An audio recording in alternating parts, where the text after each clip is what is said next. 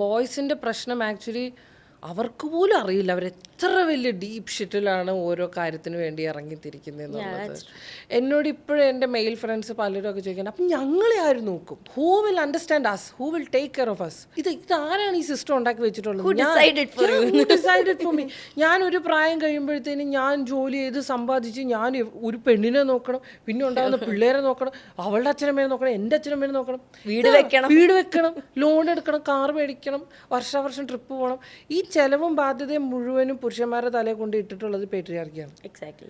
ഇത് പക്ഷേ അവർ പോലും ഇതൊന്നും മനസ്സിലാക്കുന്നില്ല. ഹലോ ബ്രദർ, നിങ്ങളാണായത് കൊണ്ടല്ല, ആണുങ്ങളെ അല്ല നമ്മൾ വിരോധിക്കുന്നത്, നിങ്ങളെയും ഞങ്ങളെയും ഒരുപോലെ ദ്രോഹിക്കുന്ന ഒരു വൃത്തികെട്ട സമ്പ്രദായം നമ്മുടെ ലോകത്ത് എക്സിസ്റ്റ് ചെയ്യുന്നുണ്ട്. We should know about it. നമുക്ക് ഒരാൾക്ക് വേണം. ഇപ്പം എനിക്ക് തോന്നുകയാണ് I want to build a family. എനിക്കൊരു കല്യാണം കഴിക്കണം. ഇപ്പം ഞാനൊരാണാണെങ്കിൽ ഞാൻ കല്യാണം കഴിച്ചു കൊണ്ടുവരുന്ന പാർട്ട്ണർക്ക് എനിക്ക് നല്ലൊരു ഉടുപ്പ് വാങ്ങിച്ചു കൊടുക്കണം, അല്ലെങ്കിൽ അവളെ എനിക്കിഷ്ടമുള്ളൊരു സ്ഥലത്ത് കൊണ്ടുപോകണം, അതിനുവേണ്ടി ഞാൻ അധ്വാനിക്കണം. ഇതൊക്കെ ഒരാളുടെ ഉള്ളിൽ നിന്ന് തോന്നണതാണ്. അല്ലാണ്ട് അപ്പുറത്തെ വീട്ടിലെ ചേട്ടൻ ഇത് ചെയ്തു അതുകൊണ്ട് ഞാൻ ചെയ്യണം, എൻ്റെ സ്വന്തം ചേട്ടൻ ഇത് ചെയ്തു അതുകൊണ്ട് ഞാൻ ചെയ്യണം. ഇതാണ് എല്ലാവരുടെയും അവസ്ഥ.